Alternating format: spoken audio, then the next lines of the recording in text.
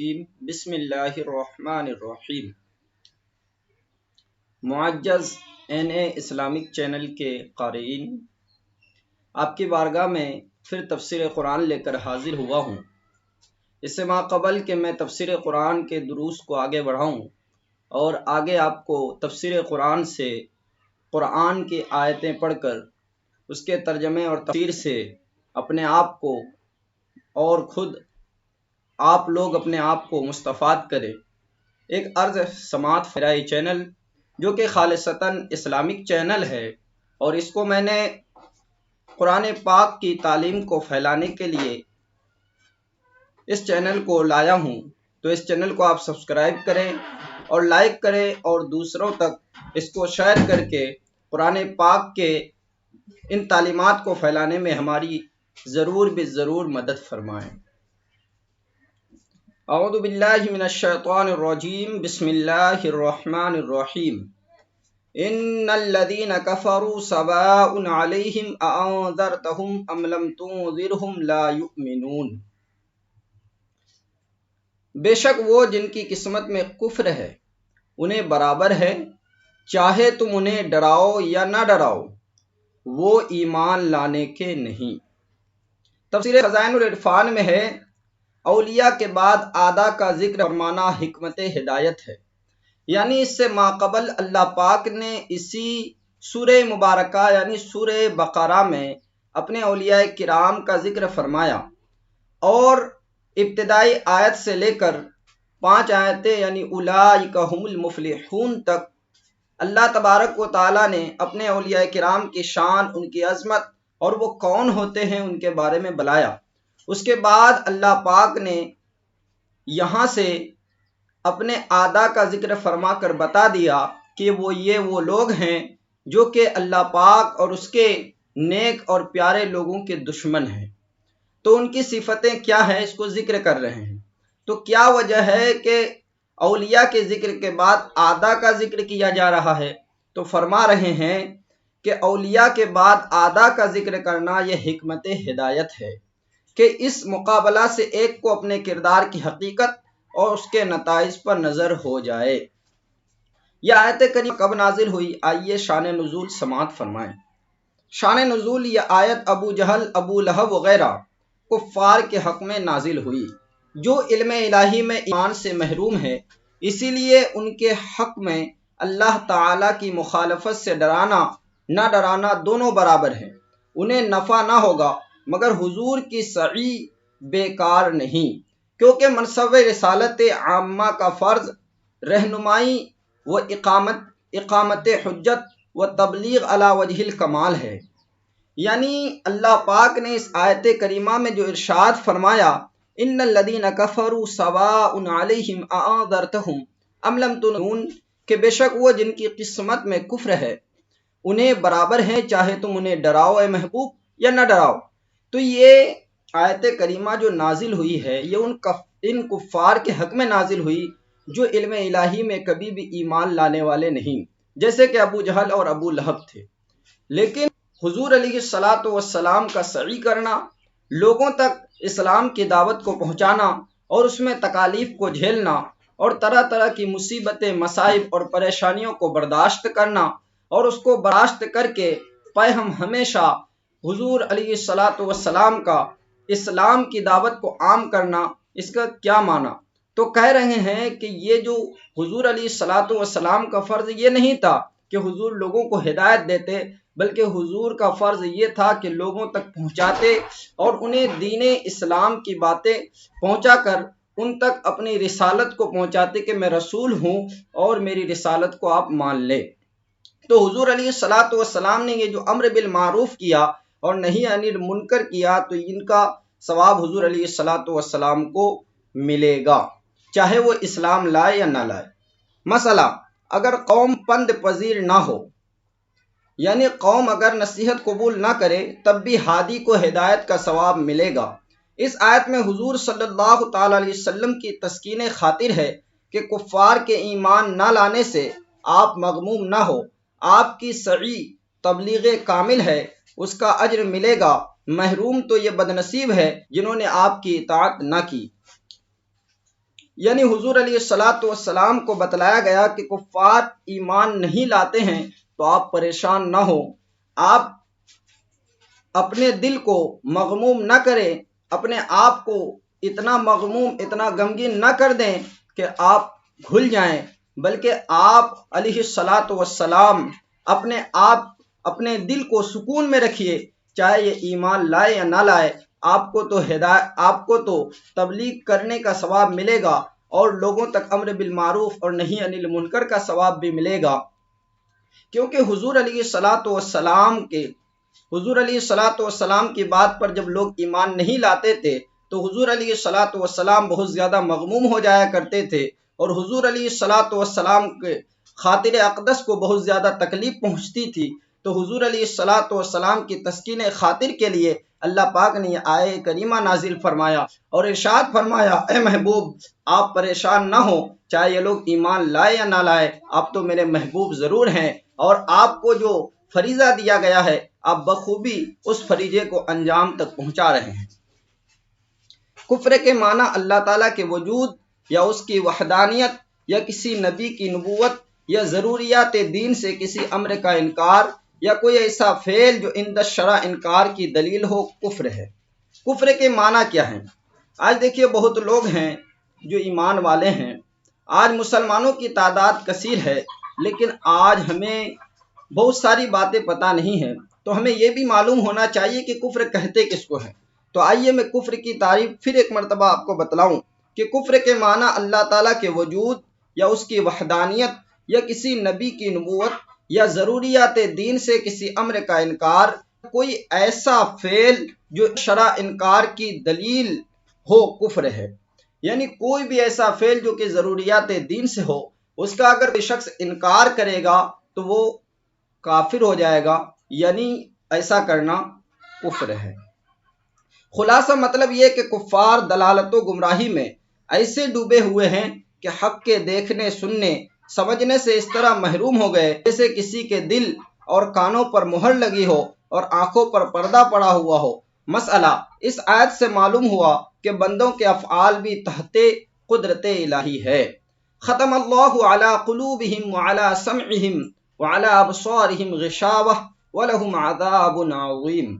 اللہ نے ان کے دلوں پر اور کانوں پر مہر کر دی اور ان کی آنکھوں پر گھٹا ٹوپ ہے اور ان کے لیے بڑا عذاب ہے۔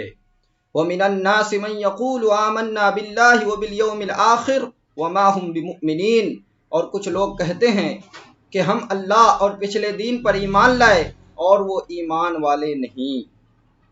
اس سے معلوم ہوا کہ ہدایت کی راہیں ان کے لیے اول ہی سے بند نہ تھی، جائے عذر ہوتی، بلکہ ان کے کفر و عناد اور سرکشی و بے دینی اور مخالفت حق و عداوت انبیاء علیہم الصلاۃ والسلام کا یہ انجام ہے۔ جیسے کوئی شخص طبیب کی مخالفت کرے اور زہر قاتل کھا لے اور اس کے لیے دوا سے انتفاع کی صورت نہ رہے تو خود وہی مستحق ملامت ہے۔ یعنی یہ آیت کریمہ جو ہے، ختم اللہ علی قلوبہم وعلی سمعہم وعلی ابصارہم غشاوہ، کہ اللہ تبارک و تعالی نے ان کے دلوں پر، ان کے کانوں پر اور ان کی آنکھوں پر مہر کر دیا ہے۔ تو مہر کرنے سے مراد کیا ہے کہ اللہ پاک نے جو ہدایت جو ہے، ہدایت کے راستے اولن ہی ان کے لیے بند نہیں تھا، بلکہ انہوں نے خود، جیسے کوئی شخص جو کہ بیمار ہو اور طبیب کی بات کو نہ مان کر زہر قاتل کو کھا لے اور دوا نہ پیے بلکہ زہر کھائے، تو اس کے لیے طبیب کی کوئی غلطی نہیں ہے، بلکہ غلطی تو اسی شخص کی ہے جس نے زہر قاتل کو کھانے کی زحمت گوارا کیا ہے اور زہر قاتل کو کھایا ہے۔ اسی طریقے سے گمراہی جو انہوں نے اپنے آپ کو گمراہی کے راستے میں ڈالا اور عداوت انبیاء علیہم الصلاۃ والسلام کے سبب ان کے دلوں پر مہر کر دی گئی، تو اولن ہی ہدایت کے راستے بند نہیں تھے بلکہ انہوں نے خود اپنے آپ پر بند کیا۔ اور پھر یہاں سے وَمِنَ النَّاسِ مَن يَقُولُ آمَنَّا بِاللَّهِ وَبِالْيَوْمِ الْآخِرِ وَمَا هُمْ بِمُؤْمِنِينَ۔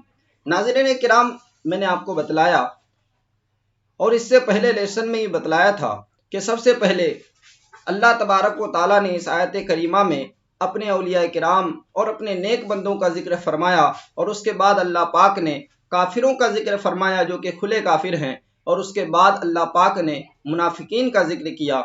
تو منافقین کا ذکر یہاں سے شروع ہے، اور اللہ پاک نے ان منافقین کی صفتوں کو بتلایا کہ وَمِنَ النَّاسِ مَن يَقُولُ آمَنَّا بِاللَّهِ وَبِالْيَوْمِ الْآخِرِ، کہ اور کچھ لوگ کہتے ہیں کہ ہم اللہ اور پچھلے دن پر ایمان لائے، وَمَا هُم بِمُؤْمِنِينَ، اور وہ ایمان والے نہیں ہیں۔ یعنی اگرچہ وہ ایمان لانے کا دعویٰ کرتے ہیں، اگرچہ وہ کہتے ہیں کہ میں مسلمان ہوں، اگرچہ وہ مسلمانوں کے معاشرے میں رہتے ہیں، اگرچہ وہ مسلمانوں سے ملاقاتیں کرتے ہیں، اگرچہ وہ مسلمانوں کے ساتھ کھاتے اور پیتے ہیں، لیکن حقیقتاً وہ مسلمان نہیں ہیں۔ تو آئیے اس آیت کریمہ کے شان نزول سماعت فرمائے۔ شان نزول یہاں سے 13 آیتیں منافقین کے شان میں نازل ہوئیں، جو باطن میں کافر تھے اور اپنے آپ کو مسلمان ظاہر کرتے تھے۔ اللہ تعالیٰ نے فرمایا وَمَا هُم بِمُؤْمِنِينَ، وہ ایمان والے نہیں، یعنی کلمہ پڑھنا، اسلام کا مدعی ہونا، نماز روزہ ادا کرنا مومن ہونے کے لیے کافی نہیں جب تک دل میں تصدیق نہ ہو۔ چاہے نماز پڑھیں، وہ لوگ بھی نماز پڑھتے تھے، وہ بھی روزہ رکھتے تھے، وہ بھی کلمہ پڑھتے تھے، وہ بھی مدعی اسلام تھے، وہ بھی کہتے تھے کہ ہم مسلمان ہیں، لیکن کلام پاک نے ارشاد فرمایا وَمَا هُم بِمُؤْمِنِينَ، وہ ایمان والے نہیں۔ مسئلہ اس سے معلوم ہوا جتنے فرقے ایمان کا دعویٰ کرتے ہیں اور کفر کا اعتقاد رکھتے ہیں، سب کا یہی حکم ہے کہ کافر خارج از اسلام ہیں۔ شرع میں ایسوں کو منافق کہتے ہیں اور ان کا ضرر کھلے کافروں سے زیادہ ہے۔ من الناس فرمانے میں لطیف رمز یہ ہے، یعنی لطیف اشارہ یہ ہے کہ یہ گروہ بہتر صفات و انسانی کمالات سے ایسا عاری ہے کہ اس کا ذکر کسی وصف و خوبی کے ساتھ نہیں کیا جاتا، یوں کہا جاتا ہے وہ بھی آدمی ہے۔ مسئلہ اس سے معلوم ہوا کہ کسی کو بشر کہنے میں اس کے فضائل و کمال کے انکار کا پہلو نکلتا ہے، اس لیے قرآن پاک میں جا بجا انبیاء کرام کے بشر کہنے والوں کو کافر فرمایا گیا، اور در حقیقت انبیاء کی شان میں ایسا لفظ ادب سے دور اور کفار کا طریقہ ہے اور کفار کا دستور ہے۔ یعنی کسی کو بشر کہنا، یہاں سے یہ معلوم ہوا کہ آیت کریمہ میں اللہ پاک نے فرمایا من الناس، اور لوگوں میں سے ہی کچھ ایسے ہیں جو کیا ہیں، کافر ہیں، جو کہ ایمان کا دعویٰ کرتے ہیں لیکن ایمان والے نہیں ہیں۔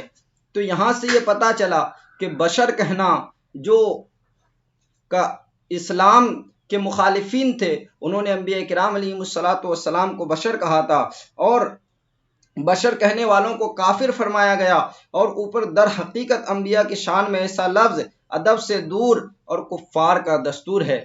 آج آپ جانتے ہیں کہ فی زمانہ وہ لوگ ہیں، ایسے بھی لوگ ہمارے درمیان میں رہتے اور بستے ہیں جو کہ ہمارے نبی کریم صلی اللہ تعالیٰ علیہ وسلم کو بشر کہتے ہیں، اور وہ ایسا بشر جیسے ہم جیسے بھائی کہنے کے لیے تیار ہیں اور کہتے بھی ہیں۔ تو آپ اس آیت کریمہ سے سمجھ سکتے ہیں کہ وہ لوگ کون ہیں، اور ان کا جو طریقہ کار ہے یہ کون سے لوگوں کے ساتھ ملتا جلتا ہے، اور زیادہ بتانے کی ضرورت نہیں ہے کیونکہ عقل مند کے لیے اشارہ کافی ہے۔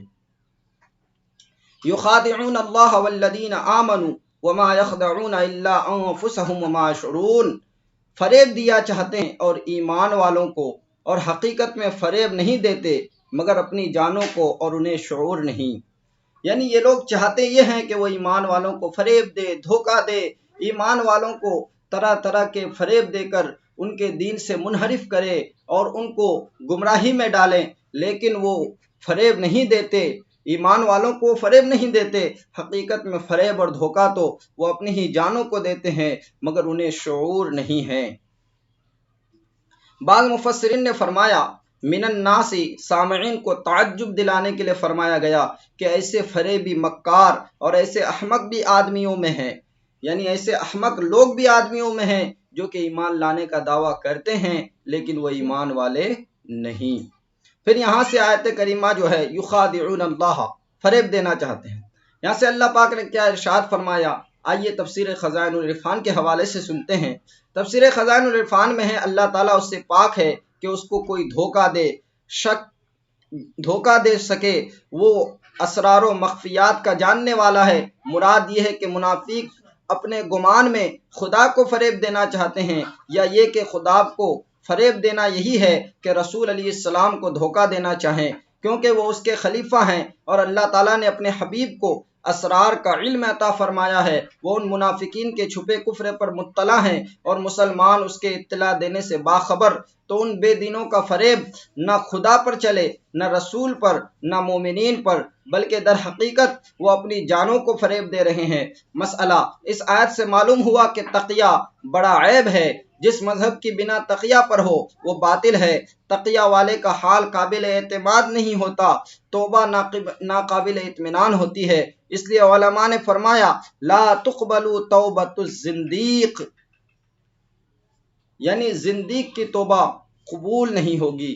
پیارے اسلام محترم ناظرین، آپ نے سماعت فرمایا کہ اللہ پاک نے ارشاد فرمایا یخادعون اللہ والذین آمنوا وما یخدعون الا انفسهم وما یشعرون، کہ لوگوں میں سے کچھ ہیں جو فریب دیا چاہتے ہیں اللہ اور ایمان والوں کو، اور حقیقت میں فریب نہیں دیتے مگر اپنی جانوں کو، اور انہیں شعور نہیں ہے۔ یعنی وہ اپنی جانوں کو ہی فریب دیتے ہیں لیکن انہیں شعور نہیں ہے۔ وہ تو یہ سوچتے ہیں کہ ہم اللہ اور اس کے رسول اور مومنین کو فریب دیتے ہیں، ایمان لانے کا دعویٰ کرتے ہیں، لیکن حقیقتاً وہ ایمان والے نہیں ہیں۔ تو انہیں جان لینا چاہیے، انہیں سمجھ لینا چاہیے کہ حقیقتاً وہ کسی کو فریب نہیں دیتے بلکہ وہ اپنی ہی جانوں کو فریب دیتے ہیں اور انہیں کوئی شعور نہیں ہے۔ تو وہ کیسے لوگ ہیں؟ کہتے ہیں اللہ تبارک و تعالیٰ فرماتا ہے فی قلوبہم مرض فزادہم اللہ مرضا وَلَهُمْ عَذَابٌ عَلِيمٌ بِمَا كَانُوا يَكْذِبُونَ، ان کے دلوں میں بیماری ہے۔ ان کے دلوں میں کیا ہے؟ بیماری ہے، تو اللہ نے ان کی بیماری اور بڑھائی۔ ان سے، اس آیت کریمہ سے ان لوگوں کو ڈر جانا چاہیے، خوف کرنا چاہیے جو نبی کریم صلی اللہ تعالیٰ علیہ وسلم کی شان میں گستاخیاں کرتے ہیں اور اپنے آپ کو ایمان کے دعوے دار ٹھہراتے ہیں، جو صحابہ کرام علیہم الرضوان کی شان میں گستاخی کرتے ہیں اور اپنے آپ کو ایمان والا کہنا چاہتے ہیں، تو انہیں ڈر جانا چاہیے، خوف محسوس کرنا چاہیے کہ کہیں ایسا نہ ہو کہ اللہ تبارک و تعالیٰ ان کے دلوں کے مرض کو خوب بڑھا دے اور یہ مرض بڑھنے کی وجہ سے وہ ایمان سے خالی ہو کر اس دنیا سے چلے جائیں۔ اگر اس دنیا سے بے ایمان مر گئے تو اللہ کیا حال ہوگا۔ ہر شخص جانتا ہے کہ جو بے ایمان مرے گا، کافر ہو کر مرے گا، وہ ہمیشہ ہمیش کے لیے جہنم میں رہے گا، اور جہنم کی سخت عذابوں سے اور جہنم کے سخت سے سخت تکالیف سے کٹھن مراحل سے اس کو گزرنا پڑے گا، اور ہمیشہ ہمیش جہنم کے تپتے ہوئے دہکتے ہوئے آگ میں رہے گا۔ تو اسے سمجھ جانا چاہیے اور ان گستاخیوں سے توبہ کر لینی چاہیے۔ میں اس چینل سے انہیں یہ بات پہنچانا چاہتا ہوں کہ وہ ان باتوں سے توبہ کرے، اللہ پاک کے سامنے رجوع کرے اور اللہ پاک کے سامنے رو رو کر گر گرا کر دعائیں کریں کہ مولا تعالیٰ میرے گناہوں کو بخش دے، تو انشاءاللہ تعالیٰ اس کے گناہوں کو بھی بخش دیا جائے گا۔ وَلَهُمْ عَذَابٌ عَلِيمٌ، اور ان کے لیے دردناک عذاب ہے، بِمَا كَانُوا يَكْذِبُونَ، بدلہ ان کے جھوٹ کا۔ تفسیر خزائن العرفان میں ہے کہ اللہ تعالیٰ اس سے پاک ہے کہ اس کو کوئی دھوکہ دے سکے، اس سے اللہ تبارک و تعالیٰ پاک ہے۔ بدعقیدگی کو قلبی مرض فرمایا گیا کہ جو بدعقیدہ لوگ ہیں یہ اصل میں قلبی مرض ہے، دل کا ایک مرض ہے۔ اس سے معلوم ہوا کہ بدعقیدگی روحانی زندگی کے لیے تباہ کن ہے۔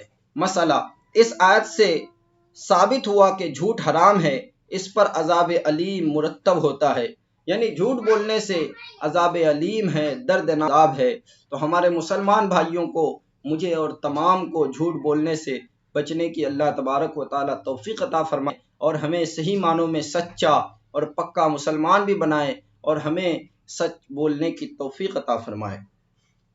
وَإِذَا قِيلَ لَهُمْ لَا تُفْسِدُوا فِي الْأَرْضِ قَالُوا إِنَّمَا نَحْنُ مُصْلِحُونَ، اور جو ان سے کہا جائے زمین میں فساد نہ کرو، قالو تو کہتے ہیں انما نحن مصلحون، ہم تو سنوارنے والے ہیں۔ مسئلہ کفار سے میل جول ان کی خاطر دین میں مداہنت اور اہل باطل کے ساتھ تملق و چاپلوسی، ان کی خوشی کے لیے صلح کل بن جانا اور اظہار حق سے باز رہنا شان منافق اور حرام ہے۔ یعنی کفار کے ساتھ ملتے رہنا، کفار کے ساتھ مل کر باتیں کرنا اور اس کے ساتھ مل کر چاپلوسی اور ان کے لیے ان کی خوشی کے لیے صلح کلی بن جانا، یہ اظہار حق سے باز رہنا اور شان منافق اور حرام ہے۔ اسی کو منافقین کا فساد فرمایا گیا۔ آج کل بہت لوگوں نے یہ شیوا کر لیا ہے، جس جلسہ میں گئے ویسے ہی ہو گئے۔ اسلام میں اس کی ممانعت ہے، ظاہر و باطن کا یکساں نہ ہونا بڑا عیب ہے۔ کچھ لوگ ایسے ہیں جو کہتے ہیں جی جناب ہم وہاں گئے وہ بھی برابر، جتنے بھی فرقے ہیں سب برابر۔ نہیں، سب برابر نہیں ہیں۔ آپ مسلمان ہوئے ہیں تو آپ کو ایمان کے بارے میں علم ہونا چاہیے کہ کون مسلمان ہے کون مسلمان نہیں ہے۔ آپ کو صحیح طریقے سے پتہ ہونا چاہیے اسلام کے قوانین کیا ہیں، ضروریات دین کیا ہیں، ایک مسلمان کے لیے کیا کیا چیزیں ضروری ہیں۔ آپ یہ نہیں کہہ سکتے کہ وہ بھی صحیح وہ بھی صحیح۔ جو شخص یہ کہے گا وہ چاپلوس ہے، تملق ہے، یہی فساد ہے۔ تو ان لوگوں کو ڈر جانا چاہیے جو ایسے کام کاج کرتے ہیں اور وہ کہتے ہیں کہ یہ بھی صحیح وہ بھی صحیح۔ ایسی بات نہیں ہے، بلکہ صحیح صرف حق اور صحیح مذہب اور مسلک وہ مسلک اہل سنت والجماعت ہے۔ اس پر قائم رہیے اور اس پر ہمیشہ ڈٹے رہیے۔ انشاءاللہ تعالی اللہ تبارک و تعالی مسلک اہل سنت مسلک حق میں رہنے کی وجہ سے ہماری دنیا اور آخرت سنوار دے گا۔ وَإِذَا قِيلَ لَهُمْ لَا تُفْسِدُوا فِي الْأَرْضِ، ان سے کہا جائے زمین میں فساد نہ کرو، قالوا تو کہتے ہیں ہم تو سنوارنے والے ہیں، انما نحن مصلحون، ہم تو اصلاح کرنے والے ہیں، سنوارنے والے ہیں۔ یہاں الناسوں سے یا صحابہ کرام مراد ہے یا مومنین، کیونکہ خدا شناسی، فرما برداری و عافیت اندیشی کی بدولت وہی انسان کہلانے کے مستحق ہے۔ مسئلہ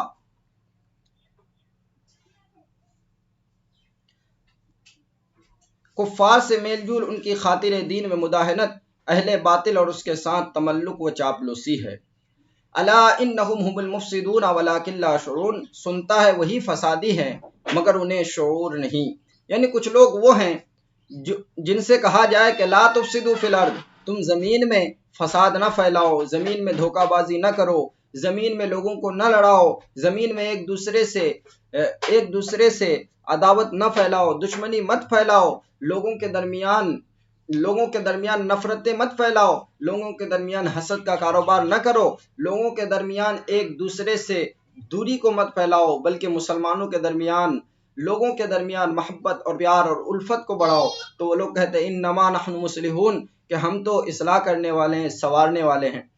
محترم ناظرین، آپ جانتے ہیں کہ ہمارے معاشرے میں کچھ وہ لوگ ہیں جو کہ اپنے آپ کو اچھا نیتا سمجھتے ہیں اور اپنے آپ کو ایک بہترین آدمی سمجھتے ہیں، اور پیسے کے لیے کبھی کبھار دوسری چیزوں کے لیے وہ لوگوں کے ساتھ رہ کر ان کے ساتھ بددیانتی کرتے ہیں، اور کسی کے پیسے لے کر گھوس کھا کر اس کی طرف ہو کر پھر وہ لوگ کہتے ہیں کہ ہم سنوارنے والے ہیں۔ تو انہیں اس آیت کریمہ سے ڈر جانا چاہیے اور انہیں سن لینا چاہیے۔ الا سنتا ہے، انہم هم المفسدون، وہی فسادی ہیں، ولکن لا یشعرون، مگر انہیں شعور نہیں ہے کہ وہ فسادی ہیں، انہیں شعور بھی نہیں ہے کہ وہ فسادی ہیں۔ وَإِذَا قِيلَ لَهُمْ آمِنُوا كَمَا آمَنَ النَّاسُ قَالُوا أَنُؤْمِنُ كَمَا آمَنَ السُّفَهَاءُ، اور جب ان سے کہا جائے ایمان لاؤ جیسے اور لوگ ایمان لائے ہیں، قالو تو کہیں کیا ہم احمقوں کی طرح ایمان لے آئیں؟ سنتا ہے الا انہم هم السفہاء ولکن لا یعلمون، سنتا ہے وہی احمق ہے مگر جانتے نہیں۔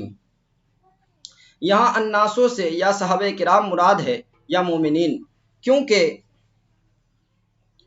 کیونکہ خدا شناسی، فرما برداری و عاقبت اندیشی کی بدولت وہی انسان کہلانے کے مستحق ہے۔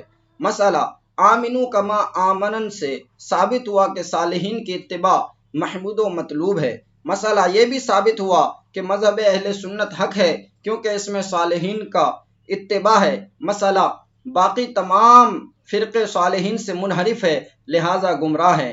بعض علماء نے اس آیت کو زندیق کی توبہ مقبول ہونے کی دلیل قرار فرما دیا۔ زندیق وہ ہے جو نبوت کا مقرر ہو، شعائر اسلام کا اظہار کرے اور باطن میں ایسے عقیدے رکھے جو بالاتفاق کفر ہوں، یہ بھی منافقوں کے حق میں داخل ہیں۔